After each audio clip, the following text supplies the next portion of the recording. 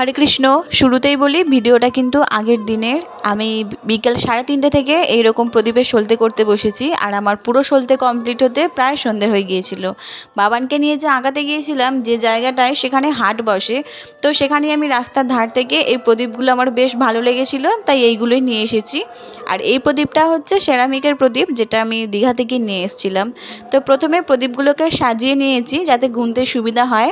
আসলে 108টা প্রদীপ জ্বালবো, এই জন্য আর কি প্রথমে প্রদীপগুলোকে সাজিয়ে নিয়েছি, তারপর সলতে দিয়েছি, আর তারপর এর মধ্যে তেল দিয়েছি।